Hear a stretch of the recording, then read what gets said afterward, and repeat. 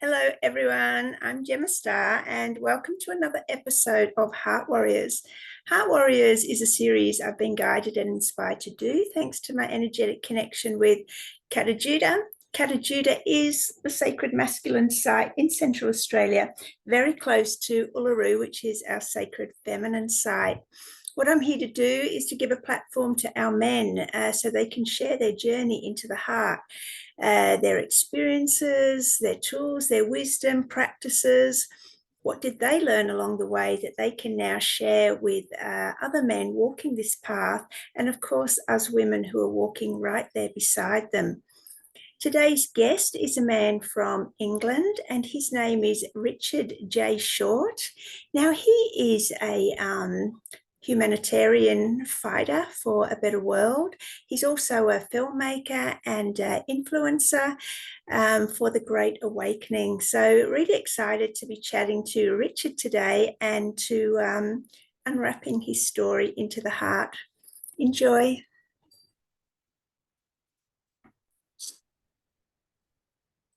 Hello, Richard. Welcome to Heart Warriors. How are you today? How you doing? You okay, Jamie? You okay? I'm okay, thank you. And Yes. thanks for having me on. Oh, my pleasure. Been looking forward to this one.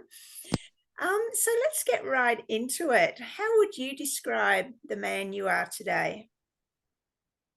The man I am today. Wow, it's been a long journey, that's for sure.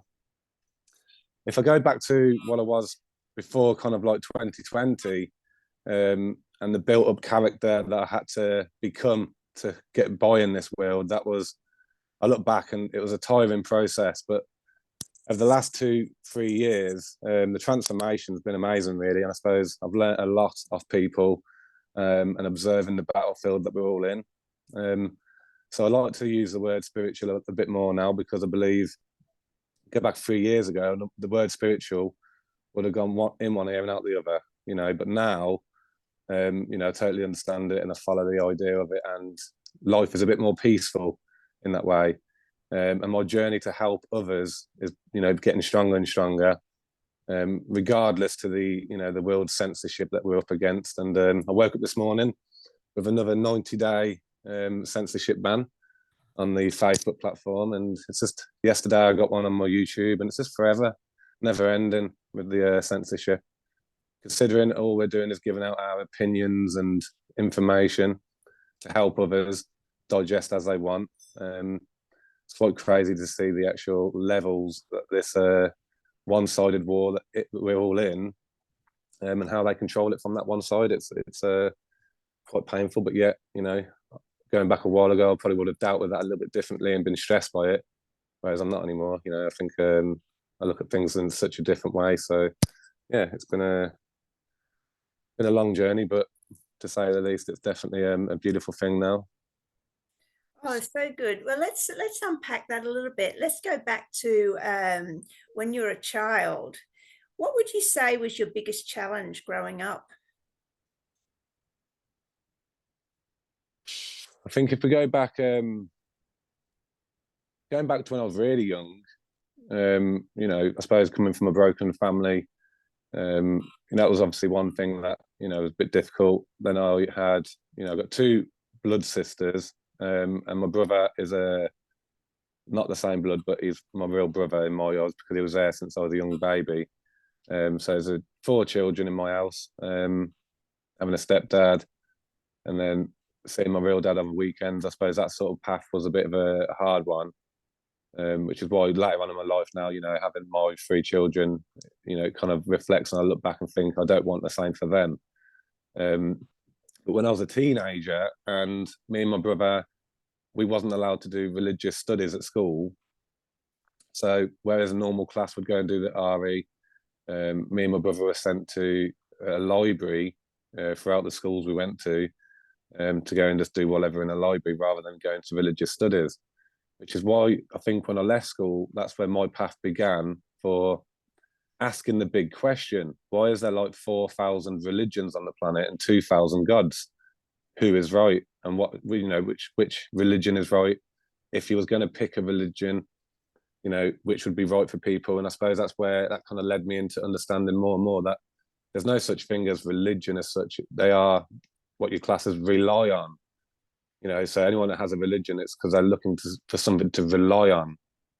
And as I explained to most people in the world that I deal with that subject, it's usually cultural, which means they're born into such ideology and such belief system, which they class as a religion. And then I started learning a lot more about the difference between the exoteric and esoteric differences that's set upon the earth. And 90% of people on the planet have the exoteric understanding or belief, which is a religion. And then there's the esoteric, which is more of a hidden sort of, it's for the very few, or the initiated, as they call it, secret societies and stuff like that, the information they keep from the masses, which was very interesting to see how that kind of, how that was done. And then I spent many years running around trying to go to mosques and churches, trying to have discussions and ask questions, which were, try and get to the bottom of doing that. These people not understand this, and maybe you can set them free from this conscious cap, if you want, that everyone was under. So many years ago, going back 12, 13 years ago, a lot of my friends and family around would class me as a conspiracy theorist instead of a critical thinker. And then, I think really throughout the years, I had to kind of take a little step back here and there, and because I think people just get tired of, someone like myself, I can't stop.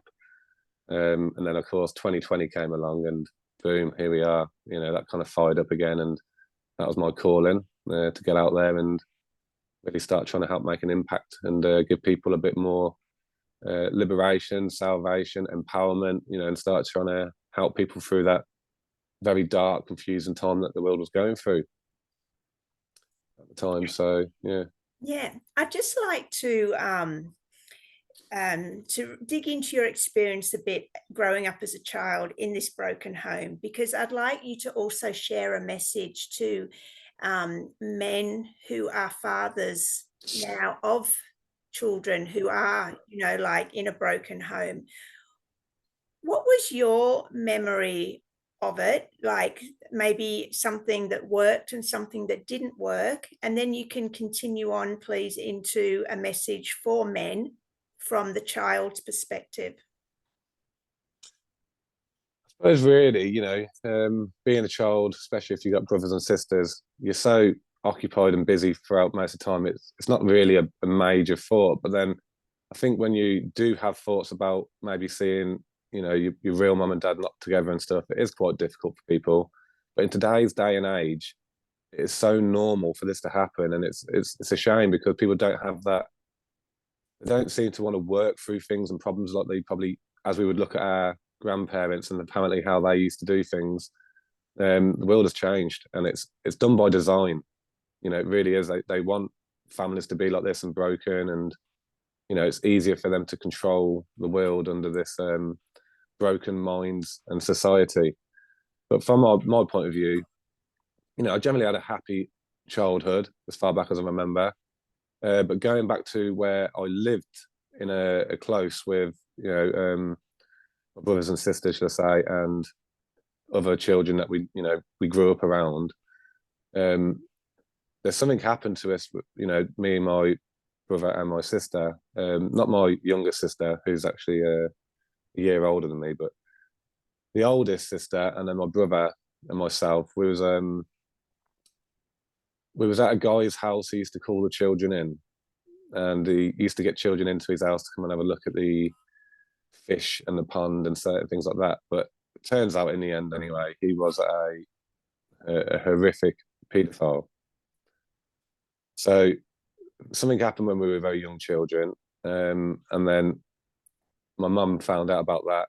She went round with my real dad and my stepdad, and they had their way with him for a short period of time before the police arrived.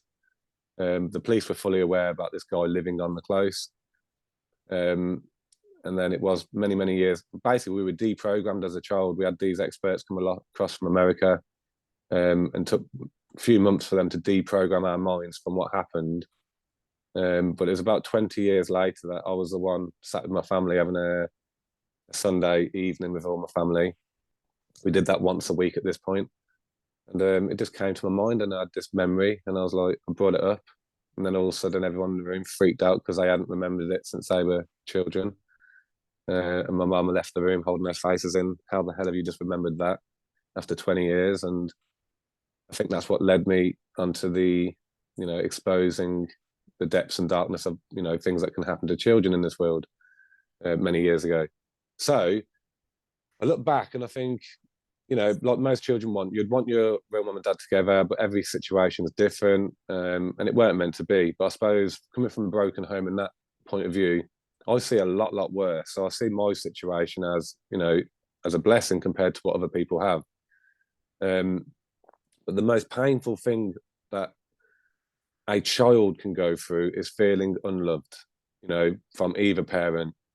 And I think what I've experienced, especially in the last year alone, was, having the broken family at the start of the year, and my own situation, that was very difficult, and it did destroy me, because I wanted my children to see them every day, and I wanted them to know that I was there for them every day. Luckily things at the moment have pulled back together, but it's been a long bumpy year. So I got to experience that pain, which, you can't get rid of. So I understand if there's fathers out there that go through that, there is no cure as such. But I'll tell you one thing that would help people through it, and that is, going into that spiritual understanding of a journey point of view or perspective of that life is a journey, and we are supposed to go through some very hard tests, and you can always come through it and get through it, and you have to. And it's when you get to look back and then you get to see what you learned from it and how you're progressing through the stages of life. And some painful things can happen to people out there, but ultimately it's the world of suffering and pain, and not many people can learn on this earth through happiness.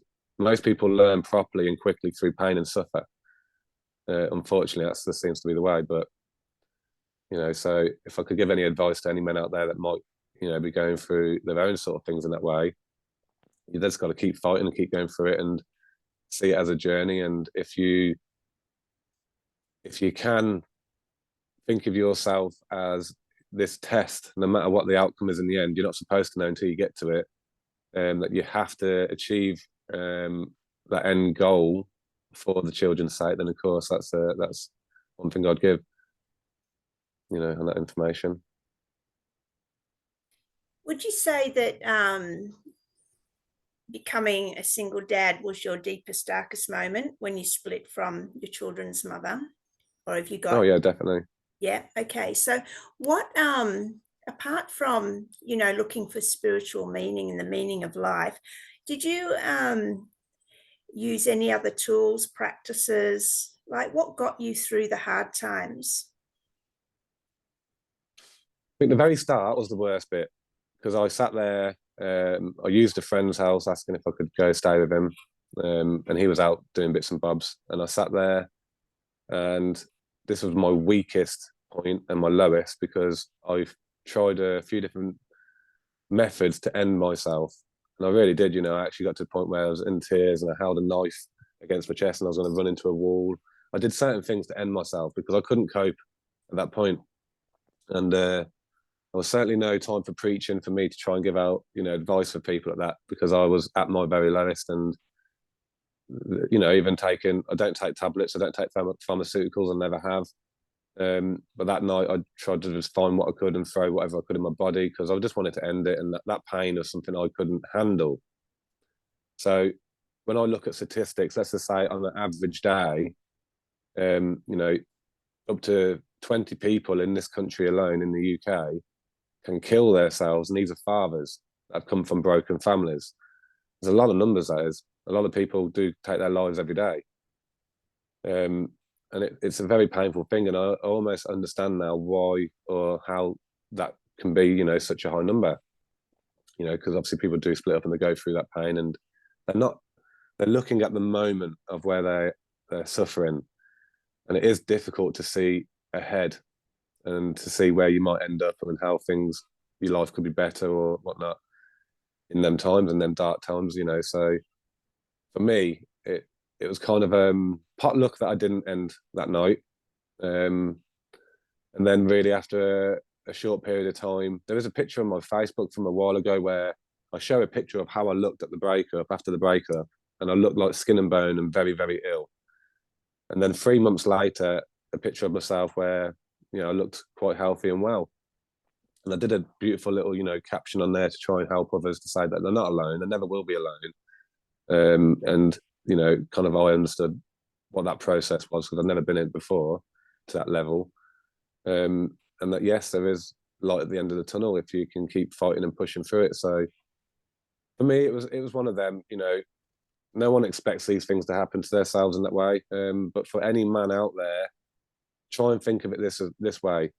No matter what you're put through, whether that's a family breakup, some people go through a lot worse. They might have the loss of a child, and these things do happen, that sort of, I would like to say the word could be torture, because it is torture to your heart and to your mind, and you can't shut off thoughts and you can't shut off the pain. People that might go through some of these things, imagine this, that a man and a woman have to go through this, but let's just say for any guys out there that go through certain issues or to do with families and whatnot, try and think of it as, from a spiritual point of view, the physical body is going to be suffering.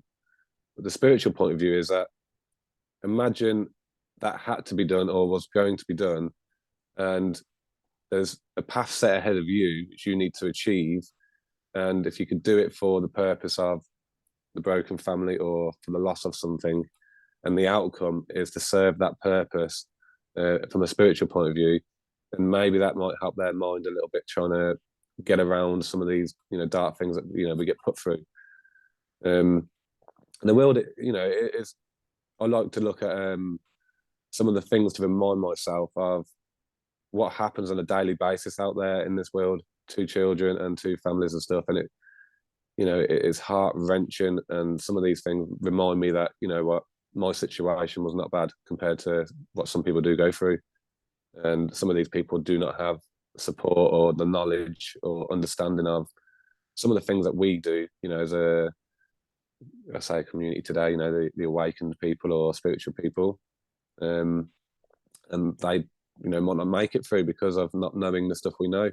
The world went through, in the 1800s, it went through the great perversion of truth being destroyed.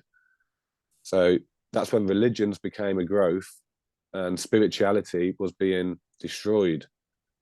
So spirituality was being destroyed on this earth because it was one of the most powerful things that people could understand to get through life, no matter what their journey was or their pain or suffer. And then religion, being rely on, took forward the steps, and that's really the greatest division among man, and also one of the greatest confusions set upon man in this world. Because there's some great things within some of the religions, don't get me wrong, but the mass of it is to stop you progressing to a spiritual, higher, enlightened being as such. And that kind of happened over the last 200 years, and that was called the great perversion of spiritual truth. So, Richard, help me to understand the emotions that you were going through when you were thinking of ending it, or you were trying to end it. What was the predominant emotion that you were going through? Well, a couple of 3 years ago, I probably would have dealt with things differently. I would have, rather than hurting myself, I might have turned to others. That's kind of built in people as well. Because obviously I was a bit more spiritually awakened at that point and stuff, and every day is a learning progression day. But it was that point that I couldn't actually handle the pain and the thoughts of what was happening in my life, and I just couldn't deal with it. So the emotions, it's especially when thousands of people around the world knew me as a bit of a warrior and, as a decent guide, for people, and they didn't know what I was going through. I kept it to myself. I hid it from people, and I think that was a bit of a point to myself, a very strong point that what, they know everything about my life. And then when that happened, it took quite a while before I did a little video just to explain I went through a bit of a rough patch, but I didn't explain the depths of what I've kind of said today. So I didn't want people to think that I'd gone weak or I'd I'd failed as such or whatever. So yeah, the emotions were painful, and I think that's something you can't really control. And it's like I say, meditation. When I used to try and do meditation, and one of the things you have to try and do is stop the thoughts or silence the mind, and it's near impossible, to a degree, and takes a long time of practice. Well, you don't get to have many practice runs at that sort of emotion, and it hits you and it comes, and only certain things can bring that to you in your life, or certain things can happen that make that emotion, that level of it. Then yeah, that was my first experience of that sort of level of pain and suffering, and I kind of wanted to be on my own to deal with that. You And put a label on, can you identify that emotion apart from pain? What was it? everything that comes with emotion, doesn't matter what form of emotion it is, it's a thought. So everything is based upon thoughts. So that's where it all stems from. It's emotions do not come from necessarily tripping over and hurting yourself. You can grow emotions from hurting yourself because it comes from the mind. So the truth is, it is all from the mind. And at that point, you won't think about that as such. It would just happen to you, and your mind is uncontrollable. Like mine was at the time. There's nothing. No one could have said anything to me.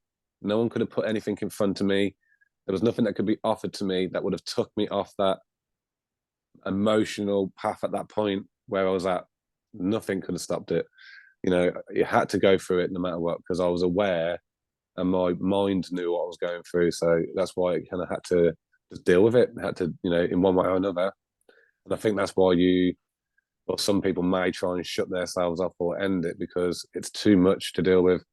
And there is no kind of general switch off button for now. And to try and even sleep alone or something is near impossible when you're going through that. And it's not just men, women go through this sort of stuff as well. Is it fear? Is it guilt? Is it shame?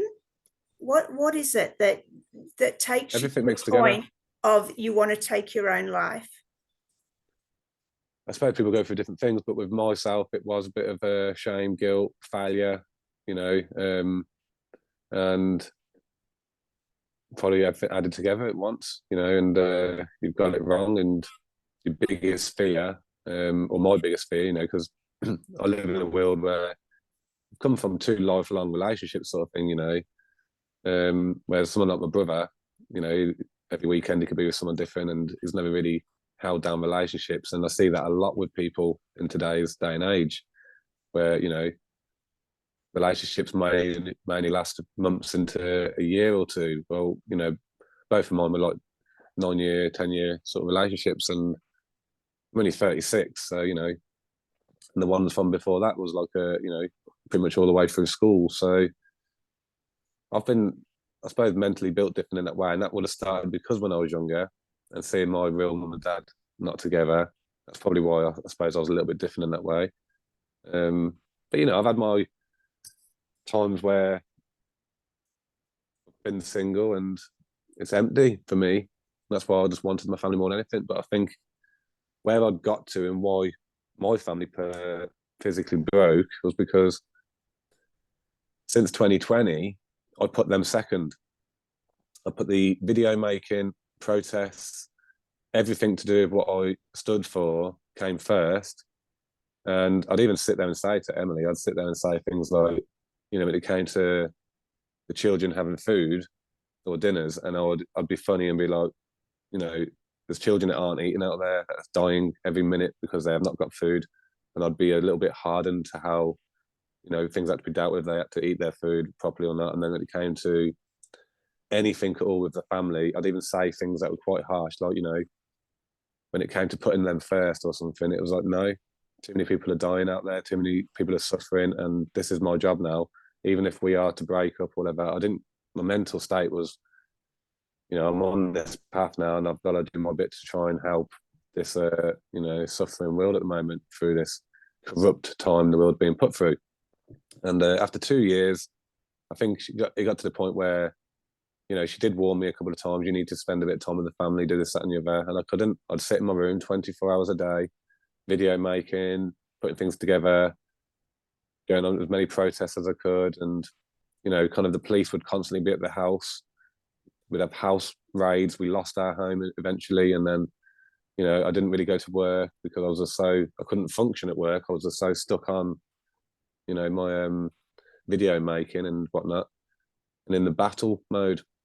And I suppose after I'd lost the family, that's when I think really I realised that, okay, if I gain them back, then they'd always be put first, and I'd never make that mistake again, regardless of what I know to be true about what's happening in the world.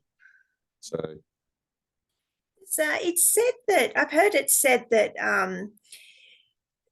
the priority of the masculine is mission, which is freedom, and the priority of the feminine is relationship, which is love.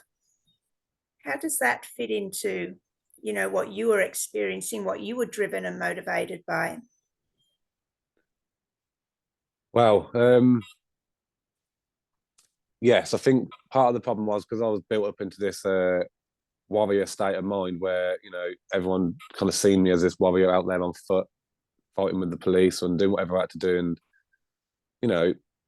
it did kind of help shape who I became. But deep down inside, I'm going back over the years, I was a very tough character, which means my whole life was about fighting, and I used to just go fight, fight, fight, and that's what my life was about. And then even when my real dad died, I was there and he took his last breath and I held his hand. Not one tear was shed. I was a very hardened character. To draw blood out of me was like the equivalent of drawing blood out. Sorry, to draw a tear out of me was the equivalent of drawing blood out of a stone. It's near impossible.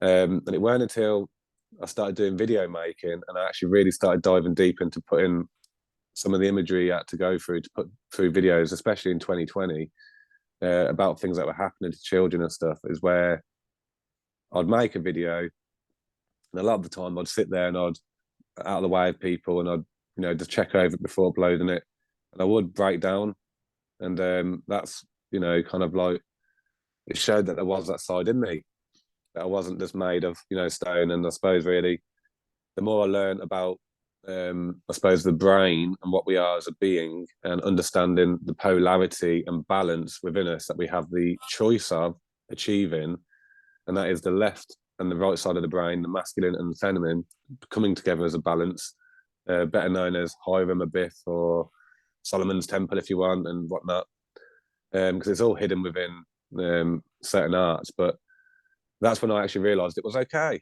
It's okay to show my emotions and love and to have tears and stuff like that, and you can still be that warrior. It's having the both capabilities, but I never had that one side. So I was aware of what love was, but I was hardened to it. And since I opened up and changed for the last couple of years, a lot of people that have watched my journey from the start would sit there and say that they could see the difference and the change within me from 2.5 years ago, 3 years ago till now. And even last night on the phone with someone, and they were saying to me how they get to watch, and it's quite amazing to see how I'm a lot more relaxed now and not so hardened and whatnot. And yeah, it's been quite a powerful point made to myself, really, that other men out there that are just living, and imagine they have 5 pistons, 2 of them are their masculine, 2 of them are the feminine, and the middle one would be the balance piston, and they're ticking off the 2. And every now and then something might happen in their life where one of the pistons on the other side work for a short period of time. Once you can balance them out and understand that it's you can use both sides at any given point, then by all rights all of them work correctly. And I think that's what it was like with my life. It was I was only tuned into being this hardened character I had to become in this world and place where I lived. When really I didn't need to be that all them years. I could have had a much more more peaceful life, and a better way for myself and those around me, if I was a bit more aware at the time of that other side in me, the love. So I think it's true. Women, especially, we look at it. Guys are supposed to be built as the big, strong, and this, that, and the other, and that's kind of the way the world is. And then women are about family relationships and, you know, the nest builders, if you want. But it can work both ways. You look at the world today, and especially from my point of view, most of the people that came out to stand and fight during the last few years, women were there, and you don't mess with the women in these times when they know their babies' lives are at risk. Believe me, you do not stand in front of them women. They are powerful beings. Um, so it's in within us all, both of it, you know. But we're just nurtured from a young age to have this mind and program to one side or the other, really. Richard, I know when we were first connected to make this scheduling, you were you let me know that you were going to court because of your humanitarian issues. Are you able to let us know how that went? And just be careful because we are on YouTube with the censorship. But if you want to get into that story, and because I know you said you were willing to face, you could well have been spending time in prison, right? Yeah, so what that was for, so basically when we had a breakup, obviously the reason why we had the actual point of breaking up was basically my daughter had a bit of a burn on her leg when she was with her mum, and I was in my room doing my studies. Rather than helping the children get up for school that day, I kind of just doing my usual, wake up straight into my room, and accidents happen, don't they? But what it was, because I had to hear my daughter cry for a couple of hours and went to the hospital, and obviously I'm meant to be banned from hospitals due to 2020 when we was going around doing video recordings in hospitals to show that they were empty. The hospital was basically trying to kick me out, even though I was there with my daughter. So they made me wear a mask in order to stay in there, no problem. But what happened was I dealt with this very badly, and I kind of like took it all out on my children's mum Emily at the time, badly. And then she did the old breakup talk because of how I was, and I grabbed her by the face and I shouted at her, which doesn't sound too bad, does it? But then, given how I go in and out of courts all the time, I mean, every single year I'm in and out of courts, and then most of the time, or nearly every single time since I was probably about 20. So for many years, I represent myself. So sometimes I'll get to court and they'll throw me out of the court before even going into a courtroom. They put me on the news many times before. We're talking, 2017, I've been on the news. Different times they put me on the news for things that I deal with. So imagine this year I've been to court 5 times. That's 3 times in the magistrates and 2 times in Crown Court. So some of the things they've put against me is orders like not to put certain things on social medias and stuff like that. And then the other thing that they were doing was basically separating me and Emily while they were investigating me, grabbing her by the face sort of thing and shouting. So that happened. But with regards to the police, I do not go over and kind of like hand over information. I'll kind of give them a bit of a battle sort of thing. And they were the ones that kind of put this order against me not to be with Emily while they investigated. But of course, we were then, after, straight away, we were speaking to each other. I was back around the house, doing things as normal. Things were fine. But what happened was someone had made a report saying that I was at that property with Emily and the kids. And that was basically breaking a court order at the time, which then holds a 5-year sentence. So being someone like myself meant that they were actually really trying hard to push this. So when I was in the courtroom, the Crown prosecution stood there in front of the judges and said that I'd been such a nuisance to the police over the last couple of years, and most of the videos I'd make are mostly known for making videos about politicians, judges, and police officers being connected to paedophile networks. So at this point, it's got nothing to do with what I was actually in the court for, but that's what they were making it about because they had something over me once and for all. And that's what it all came down to because I like to say, I'm topped up on my knowledge when it comes to dealing with the system. And I've been spending most of my life kind of battling it. But this time they actually had me for something which generally means assault, doesn't it? If you pretend to hit someone and you create fear, that's actually assault. So grabbing someone in itself is assault. And that's what that one was for. So, but like I say, we're back together and it's been a bit of a bumpy year, but the only reason why we couldn't have got back together sooner was generally because of the system keeping us apart whilst they were dealing with their stuff. So it was a bit of a tricky one, and they really were pushing. When I say this, it wasn't an easy. People think, oh, you just grabbed it, it's nothing. That's right, it's not a big thing. But believe me, they were pushing and seriously putting the pressure onto the Crown prosecution to see me locked up. And in the end, as it proved to her, she never got anything at all, no conversations, nothing like that. But the courts, they get their large amount of money off me, put me under community service for 120 hours, put me under different orders.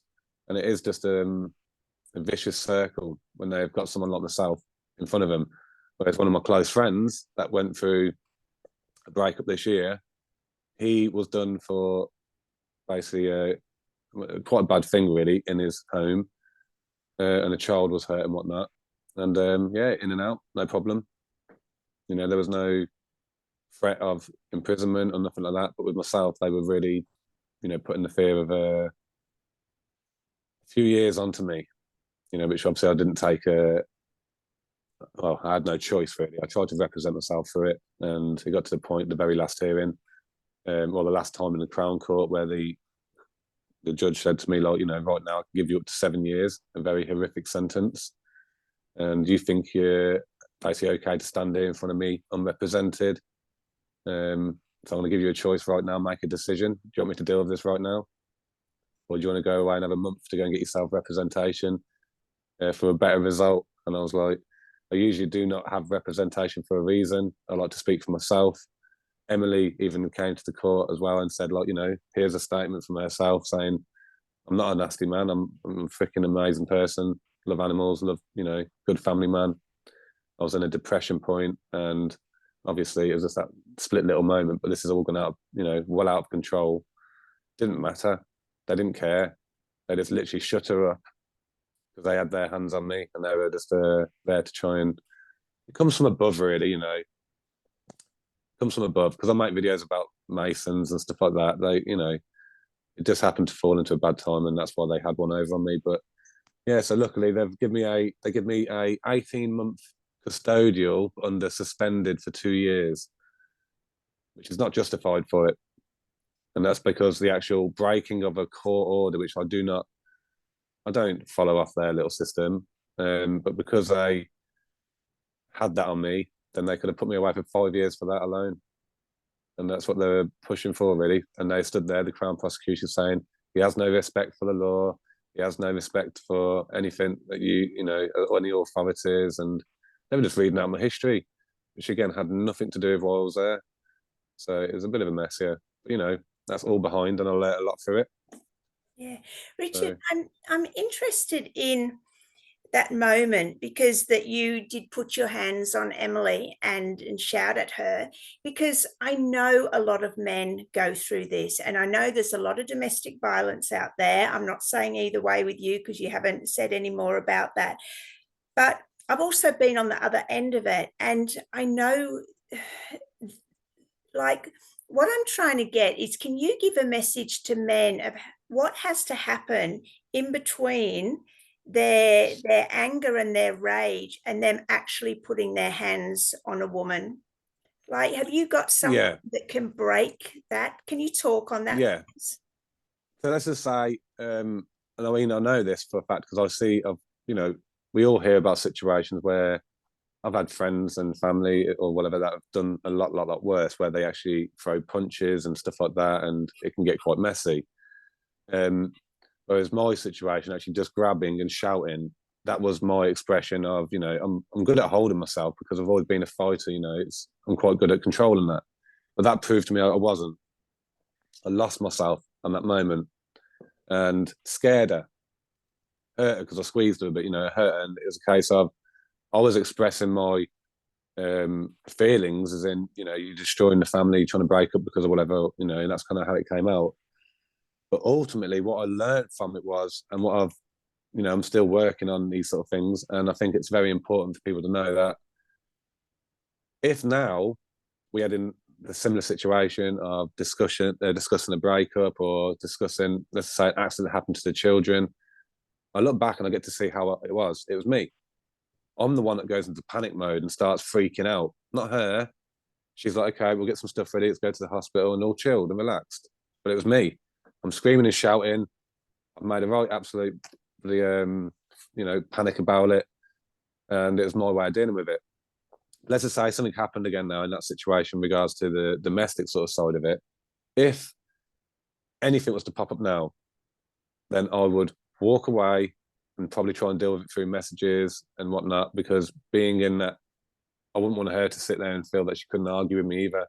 Now that happened at once.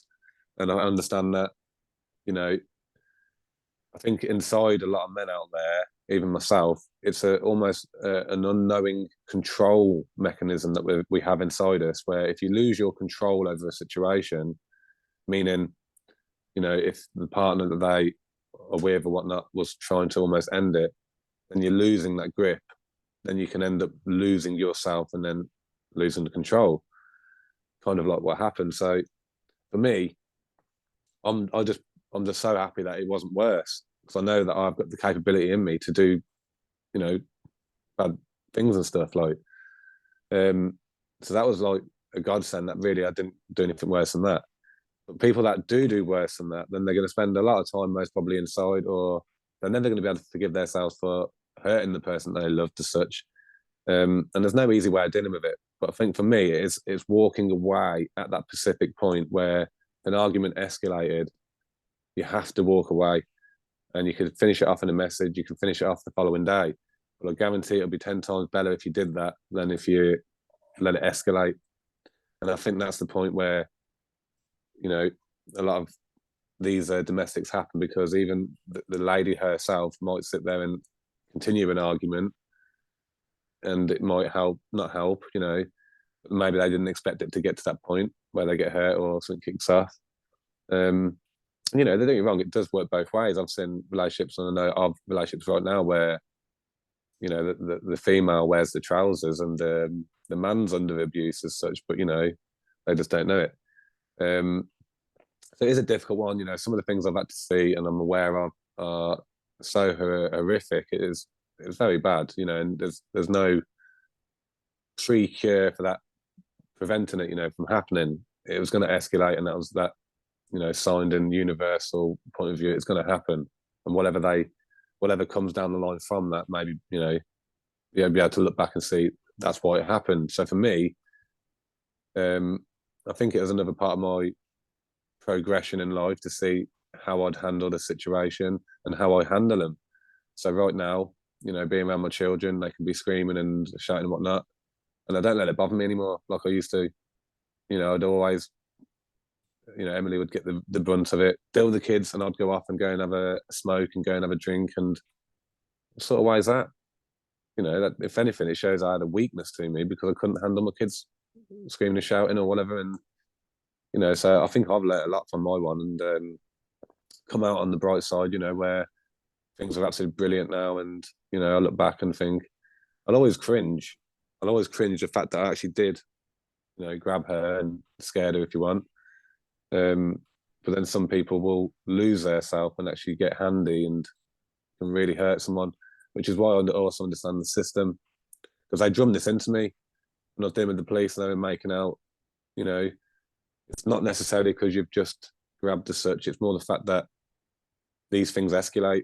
That's why you need to be a part while we're doing this, that, and the other, and dealing with the courts. And I was just like, you don't tell me what I can and can't do. And if we choose to be together, then we can.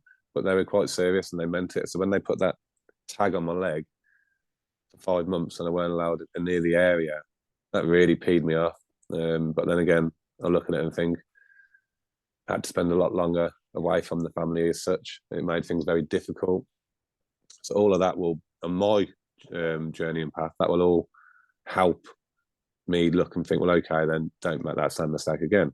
If you want to be handy, then be handy with men by all means, because that's part of my fight instinct. But I've always been good when it came to the women's side, never had a problem. So that was my first, Uber, if you want to call it. It was my first thing where it scared myself really, and it could have been worse. But if anyone out there, just got to fight yourself, get out of the way, and deal with it later on. Yeah. The following day, the opinions will always be different the following day. Yeah. Awesome. Good one. Um, so, it sounds like you've got, a lot of friends or acquaintances that are having a rough time too. You did mention a bit about domestic violence and things. What would you say is the what are men going through out there at the moment in the collective? Wow, it's a very mixed up time, isn't it? So, the minds are broken of the masses, really. That's again by design. Um, if a collective point of view was to be put right within humanity, let's just say, and that works on both sides, not from a just a male point of view, but by rights, the average man thinks, or generally is led to believe that, you go to work, you come home, you bring money home, sort of thing and whatnot. The wife does all the housework, and there's the children, and the men gets to spend a bit of time with their friends, or doing their little nights off where they have a drink and whatnot, and pubs and watching certain things on TV. It's a very sad, broken world. Um, so if we could change the collective thoughts of man, then that would be leading people into understanding that what can the man do? The man can empower their woman, empower themselves, empower everyone around them. And imagine if it was a daily goal, not so much about money, because that's something that they can do amongst or between them both, themselves as a family. But it's empowerment. So people will reach a much better empowerment within their self by empowering others around them. So I remember, and this has happened in my life and I watch it in others. If anything, when in a relationship and you love someone, you almost try and suppress what they do because you are in fear of others wanting them or loving them like you do.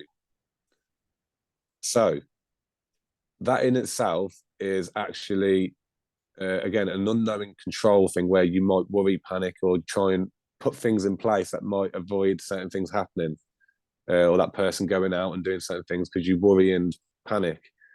If you empower them through them things that they're doing, then really you are the one that's shining the light on it, and then you will be, shined upon throughout what they're doing.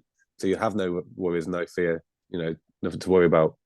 But it is a hard way to try and bring that sort of knowledge to people that are not aware and awake like we are. The general masses they're stuck in a bit of a rut, really, and that's because this world is by design, and the way they've designed us all, and it's very sad. It is very, very sad.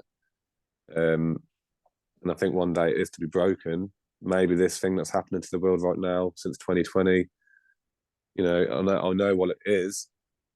I know what's happening and why they're doing it. But at the same time, there are things that we can take from it that are good. So I think for a lot of us that have awoken and are more aware now of what's happening in the world, we are a collective amongst ourselves. And we get to look on the outside world now at the general masses that we once been a part of. And it is something I wouldn't want to go back to in that state of mind.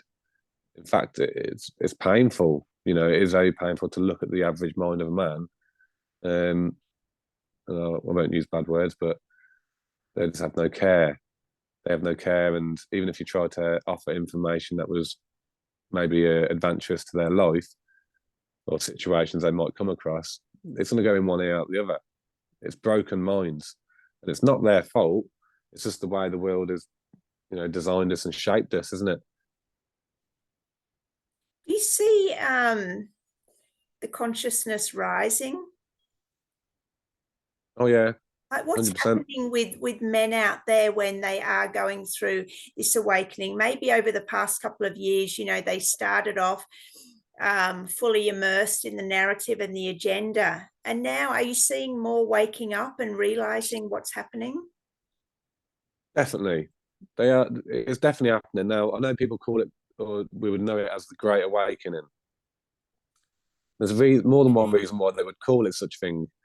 Now, for more of a esoteric understanding on this is because if you go to Indian Sanskrits, you got the Kali Yuga cycle, the Arupa Yuga cycles, the Dwapara Yuga cycles, and these cycles are, imagine a sound wave, which is the exact same as a light spectrum wave. They're all the same, they're frequency waves. And roughly every 24,000 years, you're back at the same point, which let's just say the top of the wave, bottom of the wave. So what happens is you go through a collective devolution in consciousness and a collective understanding of the world, I suppose. And we're at the worst point the world could ever be. So we're born in a world where we think we're the most advanced from what came before us in the ages and whatnot. And we're not. We are at the worst possible point a human being or species could be. But the great thing is there's only one place you can go when you're at the bottom, and that's back up. So yes, we are starting to have that rise again out of the pit, which is kind of, as some people in religion terms would class as the second coming of Christ. It's not about a man coming out of a cloud. It was the Christ consciousness within man being a collective and starting to grow again. So that is real and it's happening. Unfortunately, at the exact same time, the Masonic orders that half control and run the world, they have hijackers within it. And they're trying to hijack and control the outcome, which means they are still in control after this outcome happens over this period of time. Now, going back a few years ago, I'd sit there and say that from the Kali Yuga cycles that this period is a 300-year period. Well, if I look back now and I'm like, well, hang on, it makes perfect sense. The 1800s was, or the 1800 Renaissance, during 1824, I think, up until 1870s, was when this all began, this great perversion of spiritual truth. And then religion started to rise because they knew it was a difference and a division amongst a collective, if you know. And that's when they started to really change the state of the world. That's when the dark age really started to take on. And they already had capabilities of free electricity for the world, super healing techniques without any pharmaceutical industry, and all this sort of stuff. And then as things get brought out, we get told, oh, this great inventor or this person discovered this. It's not, it was already there. And they're Masonic order people that are within it are usually, you know, we see them as this great person. It's not, they were just playing their part at the time. But we've been devolved to the point of where we are, and then we are going to collectively rise in consciousness on the earth.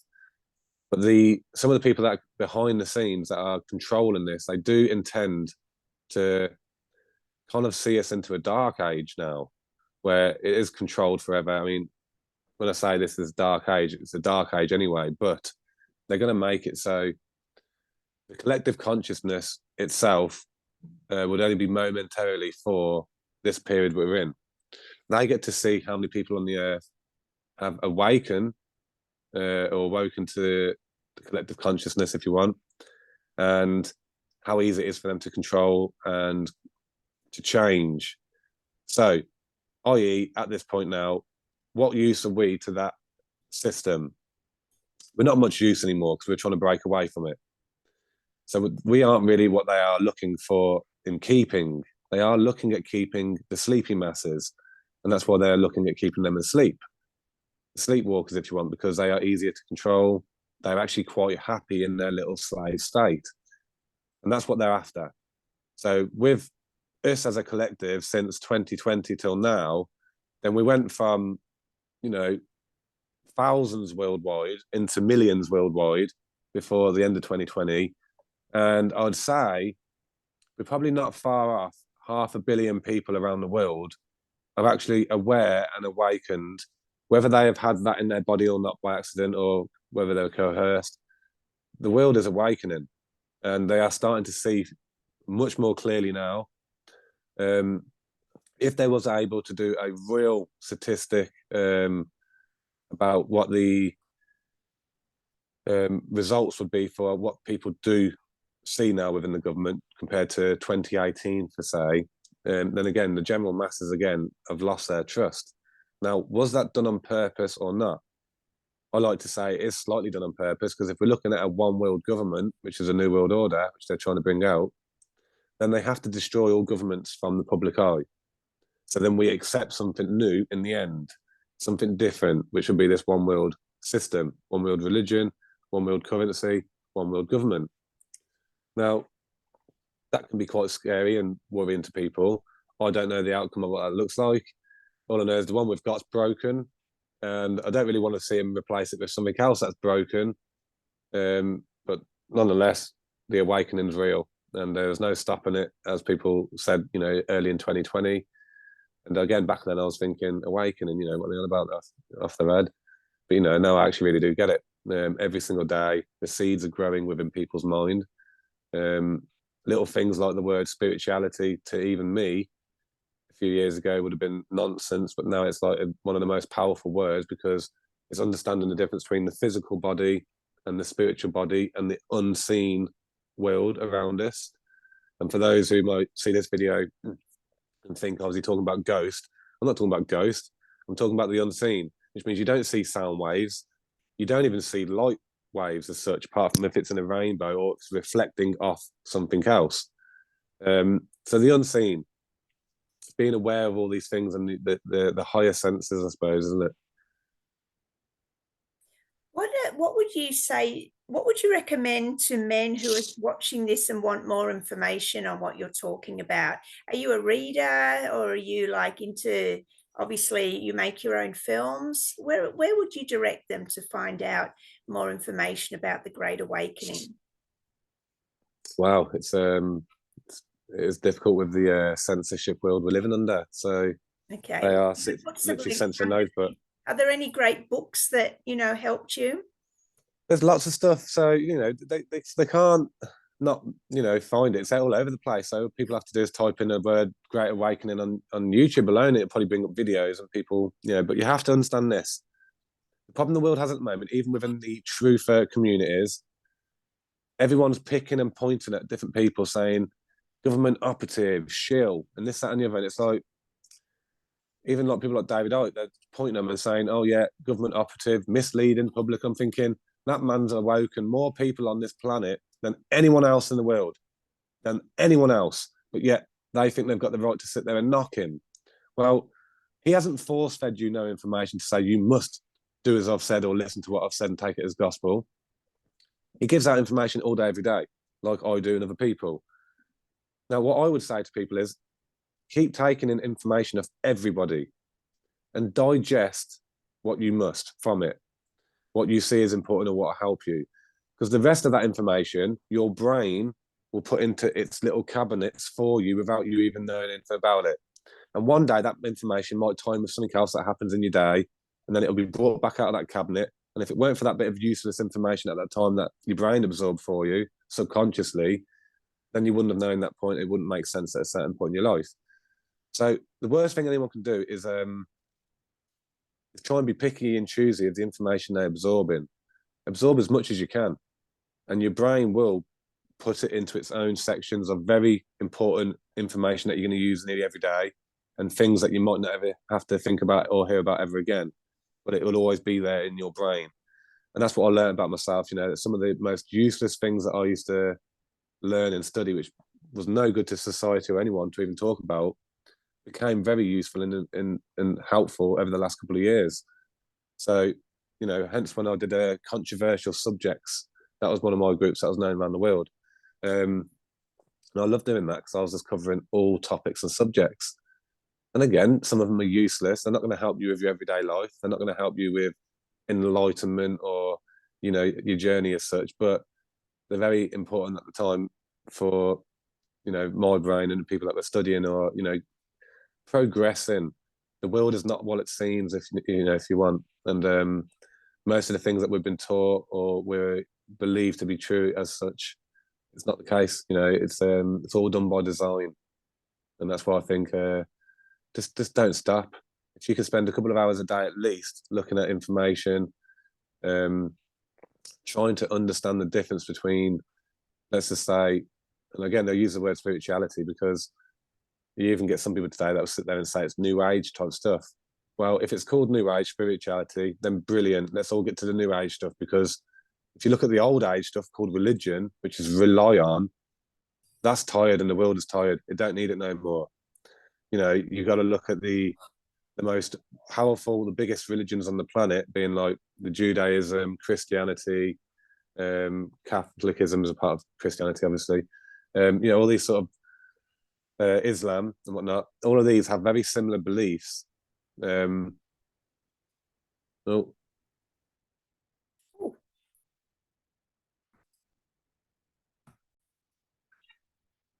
So I've just been in touch with Richard, and he can't get back on. So that's all that we can do with him today. So please like, share, subscribe, and yeah, hope you enjoyed this episode of Heart Warriors. Bye.